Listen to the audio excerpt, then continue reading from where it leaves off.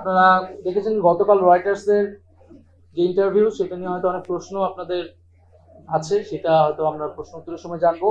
বর্তমান পরিস্থিতি সম্পর্কে আমি বলেছি যে এবছর নির্বাচন করা সম্ভব নয়। আমি ঠিক এইভাবে কথাটা বলি নাই। আমি বলেছিলাম যে এখন দেশের যে আইন শৃঙ্খলার পরিস্থিতি, সেই পরিস্থিতিটা পুলিশ যেরকম নাজুক অবস্থায় আছে, এইরকম নাজুক অবস্থায় নির্বাচন করাটা অনেক বেশি কঠিন হবে। এবং এই পুলিশ প্রশাসনের কিন্তু একটা সুষ্ঠু নির্বাচন করার অভিজ্ঞতা দীর্ঘদিনের নেই, তাদের সক্ষমতা পরীক্ষা হয় না দীর্ঘদিন ধরে। সেই জায়গা থেকে আমি বলেছি যে আমাদেরকে অবশ্যই নির্বাচনের আগে এই যে পুলিশিং ব্যবস্থা আছে, আইন শৃঙ্খলার যে পরিস্থিতি আছে, সেটাকে অবশ্যই উন্নত করতে হবে। এবং সেটার জন্য সরকারের পাশাপাশি রাজনৈতিক দলগুলো যারা রয়েছে, বিভিন্ন সামাজিক শক্তি যারা রয়েছে, তাদেরকেও এগিয়ে আসতে হবে এবং সহযোগিতা করতে হবে। এবং নির্বাচন যে কোনো সময়ের জন্য, মানে নির্বাচনের জন্য নাগরিক পার্টি তার মানসিকতা এবং প্রস্তুতি রয়েছে। এবং আমরা নির্বাচন সামনে বলেছি যে আমরা আমাদের জায়গা থেকে গণপরিষদ নির্বাচন দেখতে চাই জাতীয় সংসদের পাশাপাশি। তো সেটার আগে নির্বাচন কেবলমাত্র নির্বাচনী জাতীয় নাগরিক পার্টি বা এনসিপির এই মুহূর্তের একমাত্র দাবি নয়। আমরা গণপরিষদ বা জাতীয় নির্বাচনের কথা বলছি, কিন্তু তার আগে আমরা দৃশ্যমান বিচার কার্যক্রম দেখতে চাই।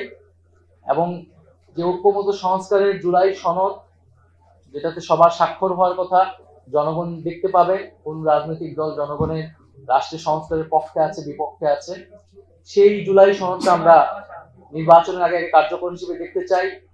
যে জুলাই ঘোষণাপত্রর কথা উঠেছিল ছাত্রদের পক্ষ থেকে, সেটি আমরা বাস্তবায়ন দেখতে চাই দ্রুত সময়ের মধ্যে।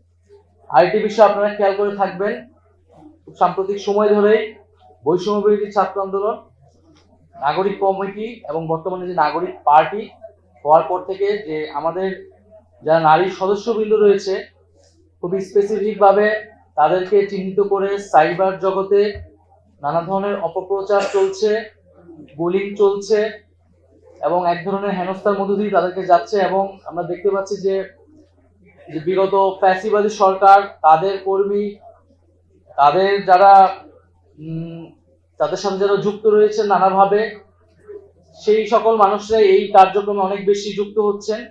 নারীদেরকে টার্গেট করা হচ্ছে পলিটিক্যাল স্পেয়ারে, যাতে নারীরা রাজনৈতিক কাজে, দেশ গঠনের কাজে যুক্ত হতে না পারে, নিরুৎসাহিত করার জন্য।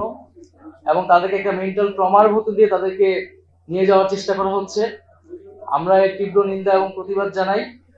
এবং আমরা মনে করি যে এটার জন্য যথাযথ ব্যবস্থা আসলে সরকারের জায়গা থেকে নেওয়া উচিত।